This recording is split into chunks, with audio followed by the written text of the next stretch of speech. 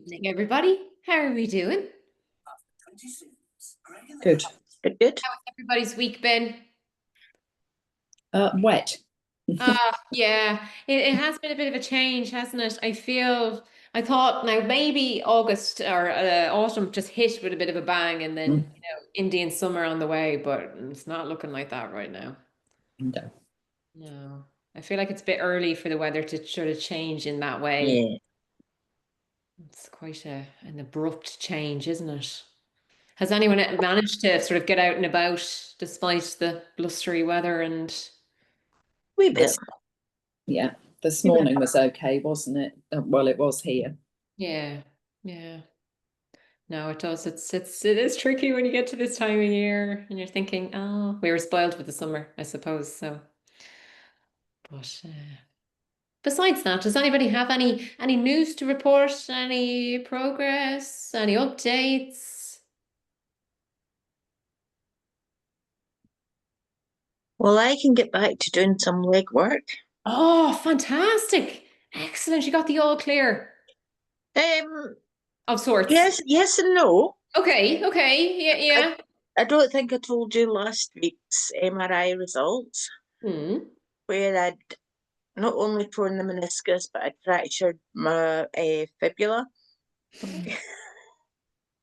Oh, But we are now 8 weeks down the line, Yeah, oh just no. finding that out. So I see the knee surgeon next week, and he'll decide whether anything else needs to be done. Okay, The physiotherapist today was really happy at, great. the Yeah. stage I'm at and what I'm able to do. Okay. So you So are progressing, but yeah, I suppose just something to be mindful of now as to how you progress with the fracture. yeah, Yeah, but I think it's a stable fracture, so great. that's Yeah, good. that's ideal. Fantastic. So Yeah, what is the plan to return to weights? What's that going to look like? I'm not sure yet, Okay, that's fair enough. but Yeah, yeah. I did some leg presses today at 60, which is Lovely. good, Yeah. and some leg extensions. So Yeah. yeah, Excellent. So slowly but surely getting back. So yeah, good news. yeah, And some other news that we need to just keep on track of and keep a note of. yeah, Good. Well, good on you, Anne. Well done. That's fantastic. getting there, getting Progress. there. Yeah. Keep us up to date on the progress with the weights. That's fantastic. Mm. Excellent. Any other news for us? Progress to report. this is only my second mastermind, so Welcome. Just give us your name because you're coming up as Zoom user on my screen. Oh, am I? I'm Jan. Jan. Do I need to change anything at my end? Oh, I'm not too sure where you put in. It must be the count that you're using. That it's maybe if you have a look, you don't need to do it now. But when you sign out, just having a look at your settings and see what your name is. Rachel has her hand up there. Maybe she can assist us with IT. No, I can't, I'm afraid. IT. Fair enough. I just wanted to introduce myself if the other lady's finished. Absolutely, yeah, Yes. go for it, go for it. Yes. So I've been with you ladies, and I follow you, Anne, and a few of you consistently. So I've been with you since February. I've not really done any of the masterminds, but I've just had an operation, so hence I look like I'm wearing a very colourful 90. So I'm laid up and I'm going to try and do as many of these sessions as I can while I've got the time, keep my head level, make sure it's having a wobble each day, not going in its own, doing its own thing. So I've been with you since February. I've lost 2 stone, and I don't want to gain it all, and I know that is possible with my mindset if I'd let it dip. So you'll probably see more of me now because I'm, making an effort more. So now I'm not at work because I work full time, so I do miss things, but I try and look at the recordings afterwards. So I just wanted to say hi, really. And good on you, Rachel. And I think you're absolutely right in what you're doing because that is often, I don't know, I'd say the upside, but it's an opportunity when we are recovering, whether it's injury or surgery, etc. It's a great time to do this work. And as you said there, you know, in terms of your goals, I don't know what your overall TSD goals are when you were getting started. What's your objective? Just to be healthier and stronger. I'd let myself go, and I was physically struggling because I had a bad accident, and I had a lot of metal work put in my hip and my femur. I've got prolapse discs as well, and all sorts. So I was older before my time, so I needed to make sure that I'm planning for the future. And I got so much inspiration from you girls. Sorry about the dogs. There you go. Oh, that's fantastic, Rachel, and good on everyone posting in the inner circle and inspiring Rachel, which is great. But good on you. You know, that's exactly what we talk about in terms of the discipline of saying, okay, I am limited in what I can do at the moment, but I know what I can do, and I can focus on my mindset, and I can work on my well-being, and that, of course, is all going to contribute. And then you'll have it, and you move forward with it. So excellent. Well, lovely to meet you, Rachel. Great to see you. Fantastic. Anyone else new joining us for the first time this evening that hasn't introduced their goals to us? I think we're all good. Excellent. Alrighty, so we shall go ahead and get started for this evening's topic. Oh, I'm just going to go into the chat just before we do that. So George is here. How are you? And you've been dodging the rain spots. Yeah, it is. It's Sherry. You're trying to look out and go, is this my opportunity to walk now? So absolutely. And you're saying hi to Rachel as well. There you go. Excellent stuff. Fantastic. And Rose, you have your hand up. How are you going, Rose? Oh, I've pressed the wrong button again. Oh, that's all right. That's all good. Are you giving us a high five? Excellent. Yes, I was trying to say hello to everybody, but that works too. Fantastic. Alrighty, so what we're going to do now is, as usual, we're going to go into the chat box. So we're going to be typing in our answers to our discussions and our questions as we move through. Right. Interesting topic this evening. It might be a topic that you are familiar with, a topic you've never heard anything about, or perhaps a topic that you want to do a refresher on. I think in terms of narcissism, as we're going to see, I'm going to get you to put your definitions now, but it's something, again, quite a lot of the elements of our mindset that can involve both ourselves as well as other people. So, for example, if we were talking about setting boundaries, right? Obviously that involves, well, it could just be ourselves, setting boundaries with ourselves, but also we'd be setting boundaries with other people. So again, from when we're discussing the topic of narcissism, we can discuss ourselves and we can be talking about other people as well. So what I would like you to do into the chat box, I want you to type in your definition of narcissism. Now, maybe you're saying, I don't know what that is. I've never heard anything about it. That's absolutely fine. Take a gander, think about what it might be. How would you describe narcissism? Maybe just even some of the ideas that you've heard about it. Is it something that you have come to believe to be negative? Is it something that you've come to believe to be positive? So I just want to get your thoughts. No right or wrong answers. Just want to get some discussion going onto our topic of narcissism. Okay, so we've got some good answers coming into the chat now. And we have Amanda has said Donald Trump. Yes, very good. I think if we were trying to find a person to describe unhealthy narcissism, we would talk about Donald Trump. Yeah, absolutely. So certainly, I suppose just taking even the topic of presidents, if somebody wants to put themselves forward to run as president, they will need a healthy amount of narcissism. If you have very low levels of narcissism, you're definitely not going to put your name on the ballot. So certainly any sort of position where people are putting themselves forward, maybe for big roles, big jobs, big opportunities, there would be a decent level of narcissism in there, if not, in some cases, an unhealthy amount. Yes, very good. And Wendy is saying people who think everything revolves around them. Very good. So particularly, as we said, when we've got unhealthy levels of narcissism, it does often involve me, myself, and I, and what I want and what I want to do. And we're not going to be considering the needs of others or the feelings of others or anything else in relation to others, because it is very much ourselves. Yes, very good. And Jan is saying a person with a high opinion of themselves. Very good. That is attention seeking. Okay, very good. Yeah. and has no sympathy for anyone. Very good. Okay, so now what we're getting into is, I suppose, another end of narcissism. If we think about it on a scale, you know, we've got lower levels, and then we can go way up the other end of the scale. At the higher end of the scale, oftentimes we would consider that to be unhealthy. And oftentimes what we can get into the territory of what we call personality disorders.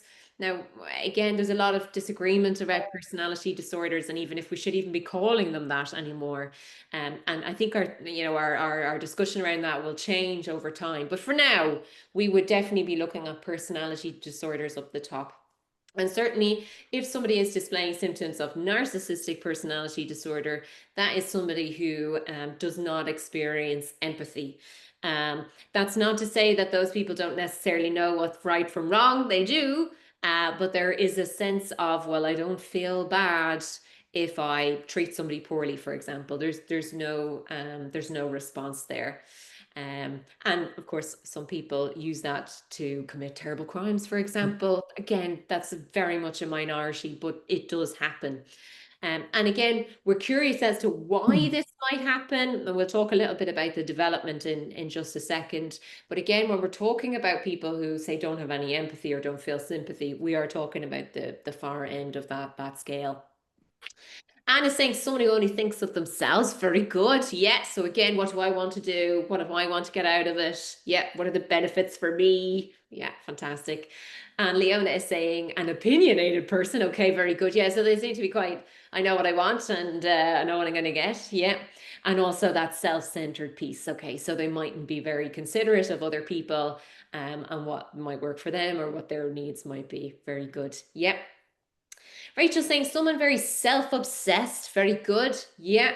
And it does tend to be negative. Yeah. And again, as we said, we think about our narcissism scale, and we're talking about when we start to push up past that healthy zone.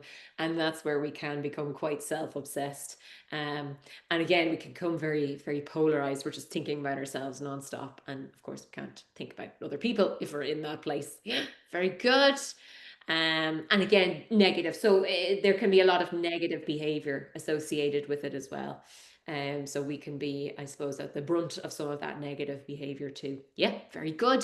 And Babs is saying a person who thinks a lot of themselves and their looks. Okay, very good. Yeah. So if we think about that sort of external sort of pride in how somebody looks, so quite oftentimes they could be very sharp dressers, for example, and maybe spend a lot of time, you know, staring at themselves in the mirror, things like that. Yeah. And again, oftentimes narcissism is quite interesting as well, because I think it's important for us not to confuse it with very strong self-esteem, because they're not the same thing.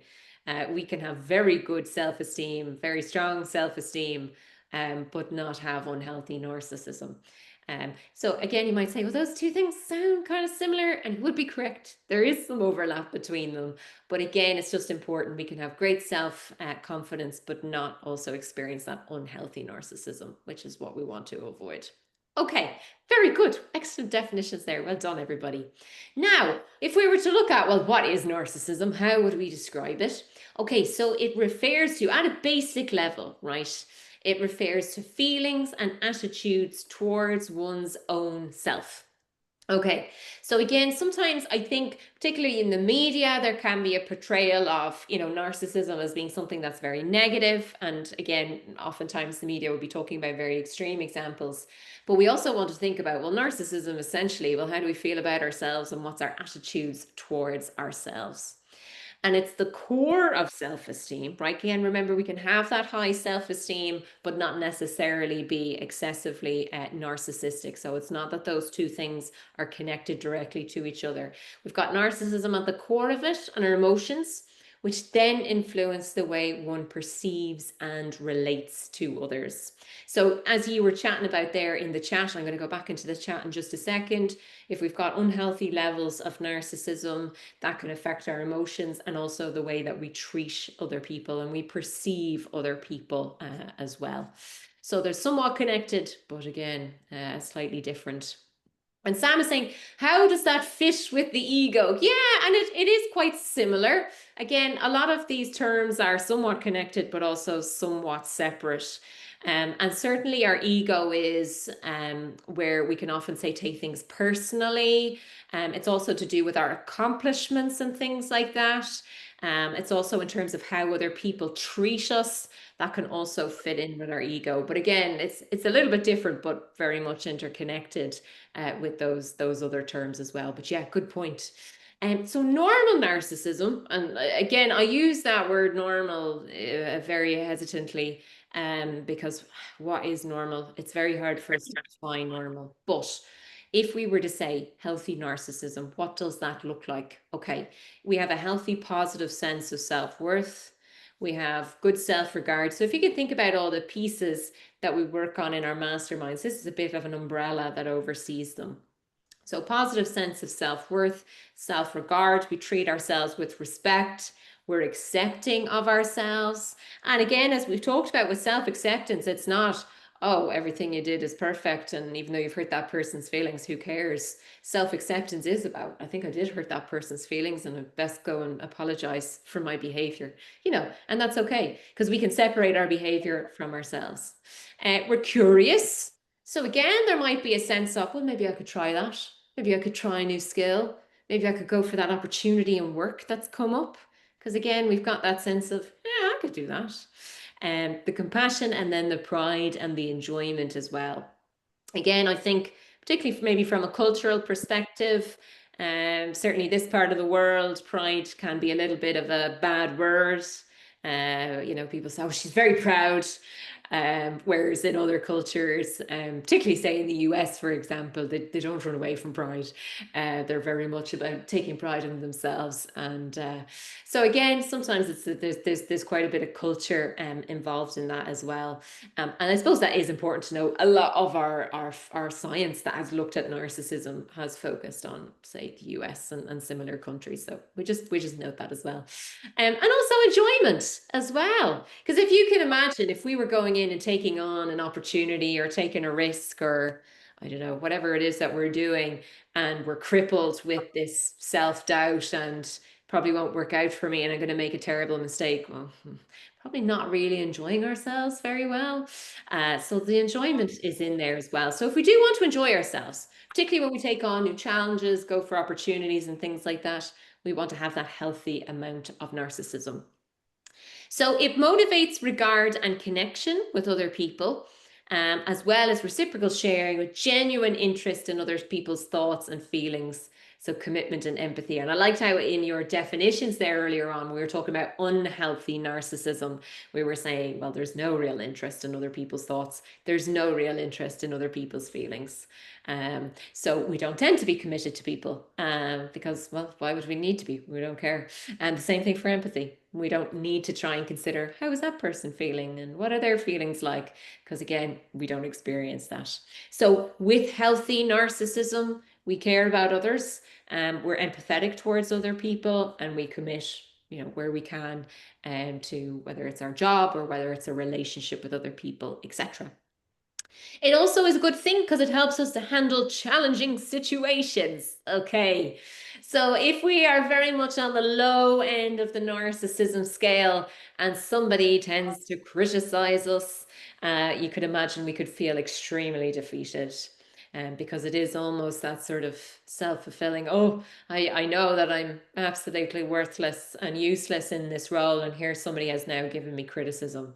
So it's quite hard to hear it.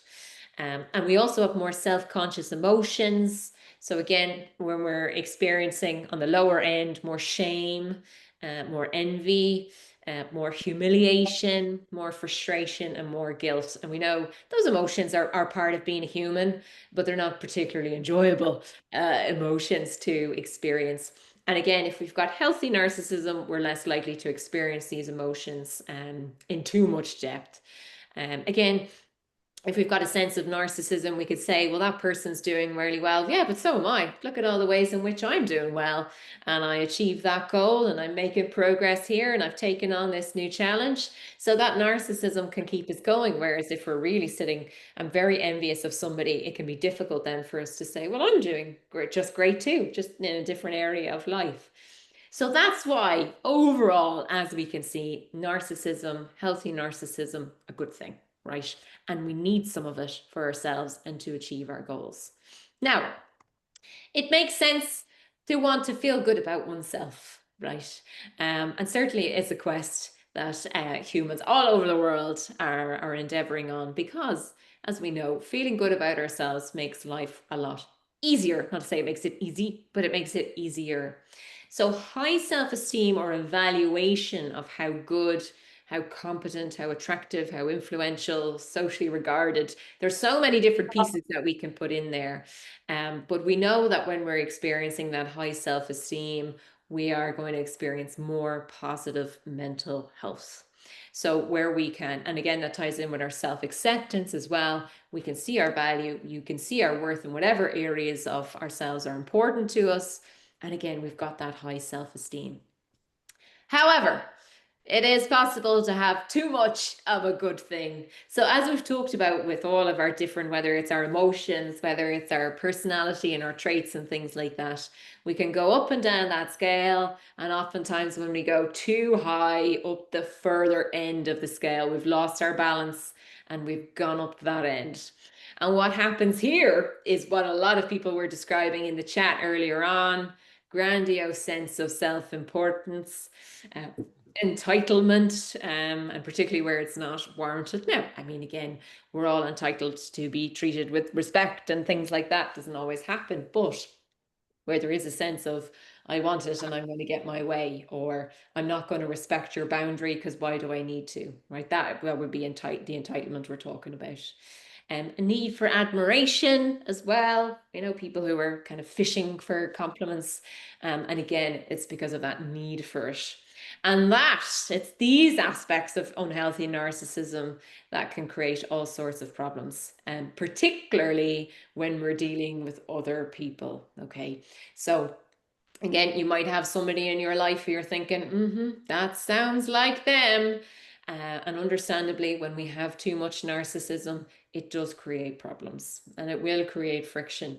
And we'll talk more about that in just a second.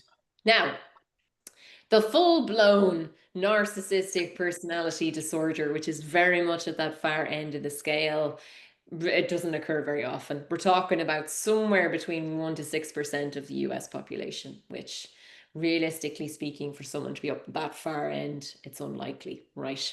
So it's just important. Again, it's a little bit, sometimes terms can get confused. Like people might say, oh, I'm very OCD, you know, I like to keep the house tidy. Keeping the house tidy, you know, is a nice thing, and it might be something that you're passionate about. Doesn't necessarily mean that you have obsessive compulsive disorder, right?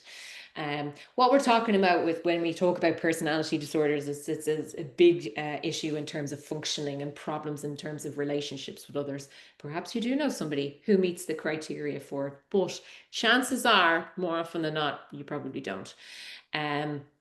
What we're looking for when we're at that very far end of that scale, right? This is what we would call a mental health disorder. And this is where we're seeing highly selfish behaviors. So very much, as we said, that inflated ego. I'm absolutely perfect at absolutely everything. Preoccupation with power, prestige. We've also got people who tend to be very manipulative, very exploitive. And again, it's done with a view to their own gain. So it's the people who will literally climb over others in order to get to where they want to get to. Lacking empathy, as we talked about. And again, that's probably one of the parts that's been studied the most, because it's probably the most concerning part. When we look at the other side of human nature, you know, when we have empathy, it stops us doing a lot of things, particularly, you know, harmful behaviors to other people. I'm not going to go out and purposely hurt your feelings, because I can think maybe what I'm going to say is really going to hurt your feelings there. Whereas when we don't have that empathy, we don't have that filter, essentially. They also demand a lot of attention, a lot of reassurance, generally acting very arrogant in most relationships. So as you can imagine, they can be quite difficult to deal with.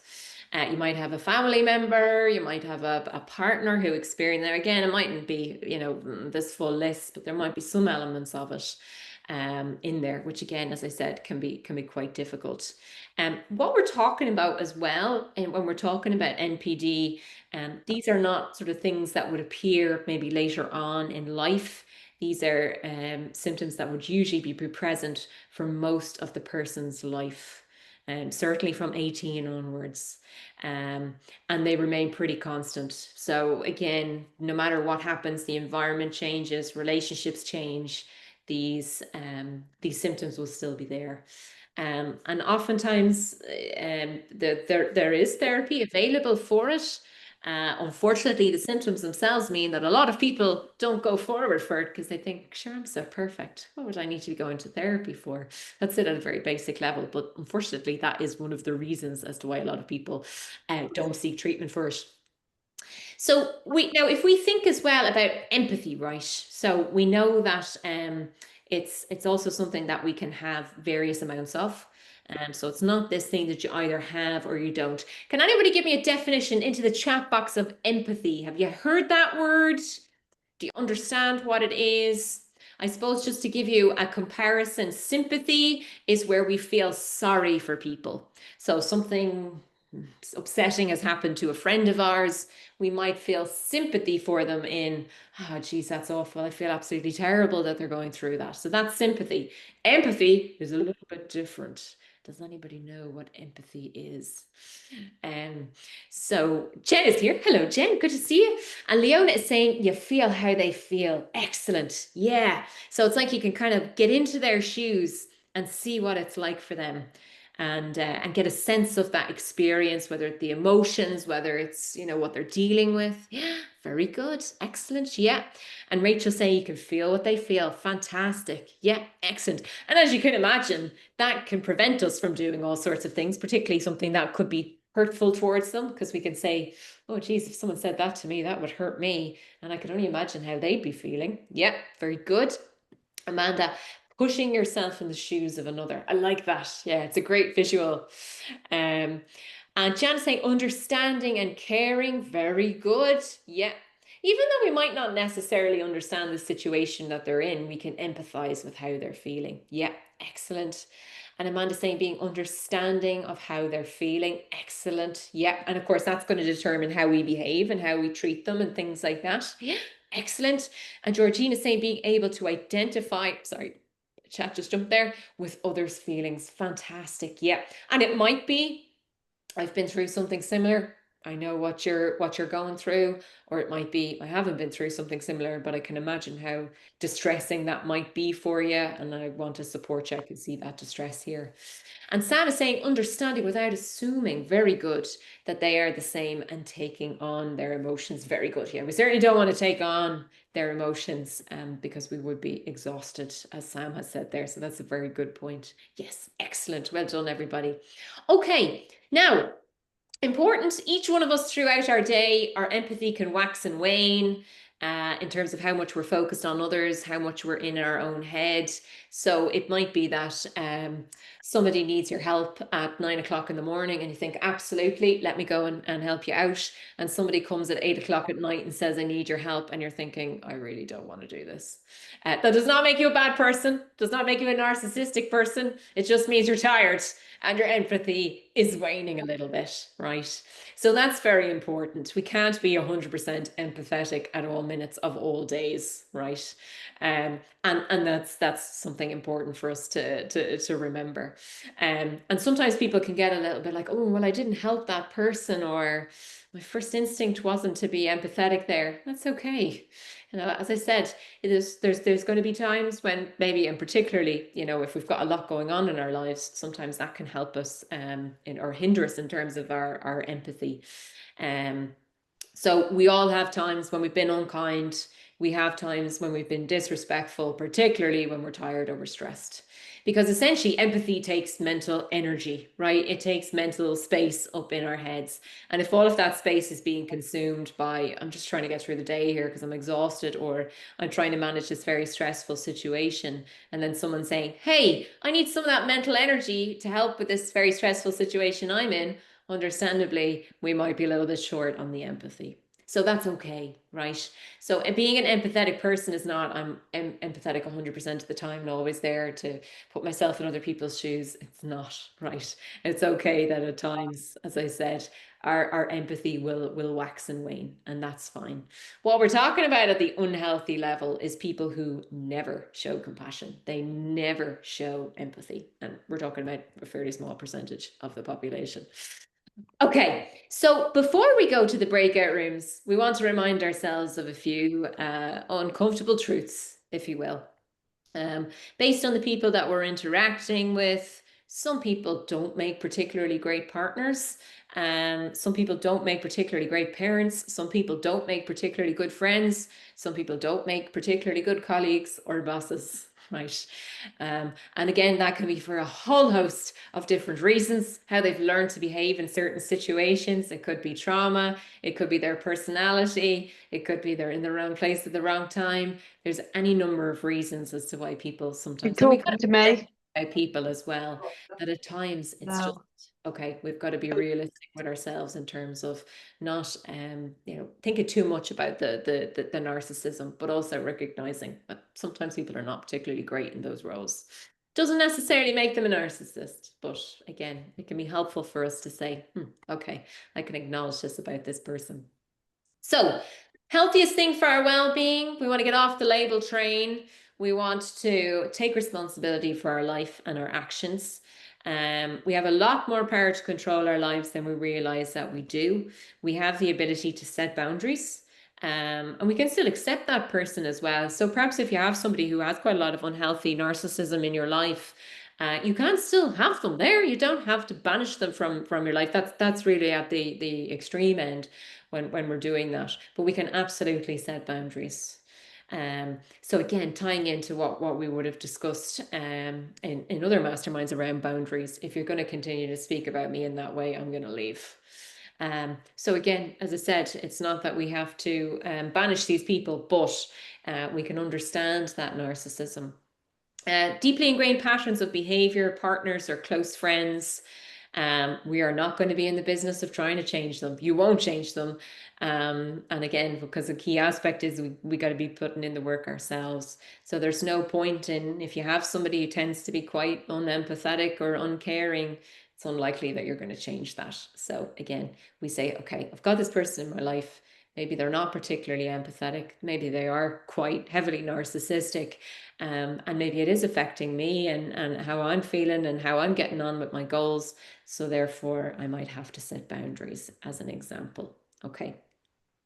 So I'm gonna move forward here because we go into the breakout rooms now and have a chat. So what I want you to do is discuss two topics. The first is thinking about the impact of the behavior of others, including people who have high levels of narcissism, as we described there. What can that have on our healthy lifestyle goals? Okay.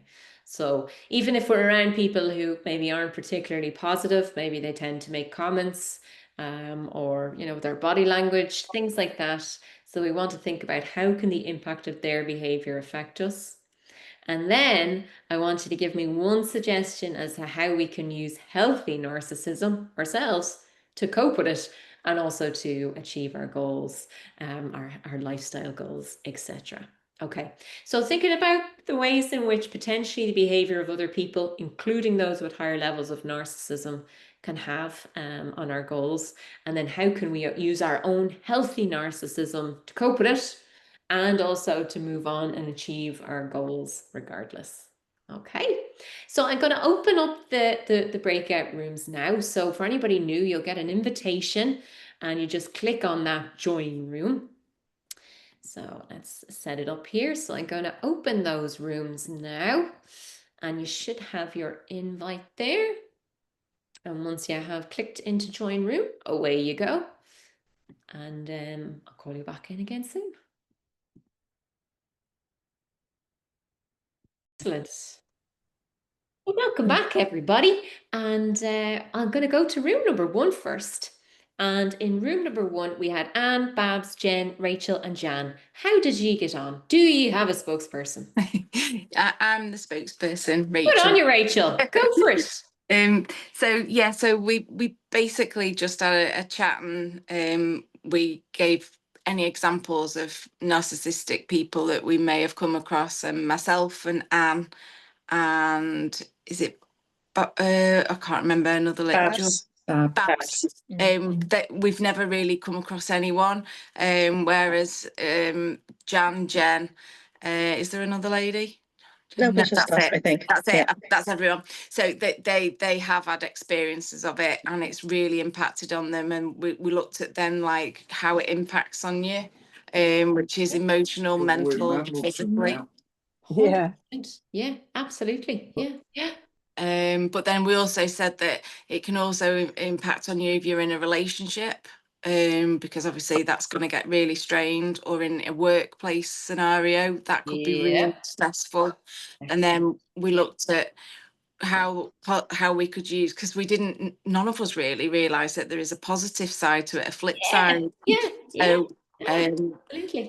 Jan now is investing in herself, like we all Lovely. are. She's putting boundaries in, and she's basically doing what we're all doing, you know, trying to do a little bit of self-care, like Alex says in the morning, you know, we need to look Brilliant. after ourselves. And Yes. I think that's it really. I'm sorry if I've missed anything. No, that's absolutely spot on. And as you said, look, it's helpful for us to be aware if we're encountering people. And as Rachel was saying there, we can encounter them in lots of different settings. And it's just about being aware, you know, particularly when people are making comments or maybe being manipulative and things like that, that we're taking that healthy narcissism ourselves, being aware of what's going on. And as Rachel was saying there, using boundaries, etc. So that's very important. And then, as we were saying, not realizing that narcissism is a good thing. We want that healthy dose of narcissism. And absolutely, we need that at a bare minimum level of narcissism to say, well, I'm going to invest in myself because I'm worth this. And I'm going to set these goals for myself because I'm worth it. So good on you. Yeah. Excellent. I think just the one thing I would just add is just say, I think we basically summed it up that if you are in a relationship with a narcissist, or not in a relationship, but if you have a relationship with Have a relationship. Yes. it always has to be about them. And if it's Yeah. always them, you have no time for me. No, So- definitely not. Yeah, 100%. And I think understandable as well when you're on your TST journey and you are working through your mindset and uncovering these elements of it, you know, and oftentimes, you know, setting boundaries, some people don't like it. And saying no to, you know, sorry, can't help you with that today. Some people don't like it. So it's, again, just being aware of that. Yeah, excellent. Well done, room one. Fantastic stuff. And I go to room two now. And we had Amanda, Leona, Sam, and Wendy. How did you get on? I made a few notes. Good on you, Sam. Go for it. We did have experience, not all of us, but we did have experience of narcissists, and both in family and at work. Very good. Excellent. Yeah. So there's differences in both of them. So kind of at work, if you want to keep your job, it's somebody you can't avoid. But then with family, it's like, well, it makes you review the whole relationship and how often you see them and how much you're letting them affect you. Very good. So they were quite different. And the effects they had on you was they could affect your own beliefs and emotions. Oh, very good. Yes. Confidence and make them question yourself. Absolutely. And I think the effect that people felt they had was comfort eating, but it can also be physical by increased because of your stress levels going up. You can actually have physical manifestations of the stress that it causes. Yeah, very good. And then we looked at how you cope and how you use healthy narcissism. We didn't look at how you got there, but it's about developing your confidence and being assertive in a healthy way. Very good. Yeah. And that gives you much more positive feelings. You're more likely to draw boundaries. You're more likely to believe in what it is you need to do in order to achieve your goals rather than the other person's goals. Very good. Yeah, absolutely. I don't know if I've missed anything there. Yeah, excellent. And as you said, maintaining your ground, maintaining your goals, because particularly if they are a little bit manipulative, you know, it can seem like yours are less than, which they're not. So as you said, then when you know they're not, you can set the boundaries and you can do what you need to do. Yeah. Excellent. As you said there, sometimes a little bit more tricky. You know, if you're working with somebody, you might be sort of limited in the sense of, you know, what you can do there. But certainly in terms of maybe more, you know, social, personal relationships, you can set limits on those relationships, particularly if they're having a negative impact, as you said, on confidence or affecting our behavior, leading us to comfort eating and things like that. And again, reminding ourselves, yeah, you know what? And I am just as valuable and my goals are just as important. And that's that healthy narcissism, as we said. Yeah, excellent. Well done, room 2. Fantastic. And last but not least, we have room 3, and that was Amanda, Georgina, Louise, and Rose. Do ye have a spokesperson, and how did you get on? I reckon it's Georgina's spokesperson. Georgina? I was going to say Amanda because she looked like she was writing notes. Amanda, feed you the notes over and you I think deliver. what we were just talking about was much like the others was just our own experiences of dealing with narcissists if we had dealt with narcissists, and the sort of the fine line between in the workplace of narcissists stroke bullies, and the difficulty in bringing that up, like, you know, just feeling quite isolated and bullied. Yes. And Yes. the difficulties with raising those issues in the workplace, because it can, as somebody else alluded to, it can lead to real mental health problems and panic attacks and off on stress. You hear about it more and more these days, don't you? Depending on the environment you're working in. But then a couple of really good suggestions I certainly didn't come up with. Bless my team, was having a mentor at work, someone you can talk to and talk things through. Like, am I being, you know, that kind of, am I being stupid because I'm, you know, being menopausal and all the rest of us, a lot of us are. It's those mood swings and, you know, having those you know, depressed, down, self-doubting moments. That was one of them. And then the other one was ring fencing our own values and just solidifying in our head, having those strategies in your head just to reinforce, no, I'm good enough. No, these are my values. No, I don't have to, I'm not going to bend to fit in or to comply when it goes against the grain. But it's just having the courage to do that is actually quite tricky in reality. You know, we end up, because we tend to be nice people, Of course, tend to kind of kowtow rather than being confrontational, because most of us don't like confrontation. And probably the bullies and the narcissists work on the fact that people don't like to do that. Very good. So that's kind of where we got to. Excellent. Yeah, and that's a really good point. It actually might be worth talking in more detail at some point in a mastermind about confrontation and our dislike for confrontation. And as you said, the pieces that are involved there, particularly if you're dealing with a bully, and as you said, bullies respond to strength. Once they realize that what they're doing is not having an effect or they're not getting what they need, they'll move on. But as you said, particularly if we're a keeper of the peace and we're very conscientious and we want to be empathetic, but we also have to be mindful of our needs in there and our feelings in there. And people are not justified bullying ever for any reason. There's no justification for it. We can understand why they might be doing it, but we certainly are not in a position to justify it. So yeah, so excellent, very, very good. And as we said, you know, in a work setting, about reminding yourself, having that healthy narcissism, you know, if there's opportunities, you put yourself forward. Yeah, I know, I could do that. I could put myself forward for that. And in the same way about having conversations and also standing up to people where it's necessary as well. Yeah, excellent. Well done, everybody.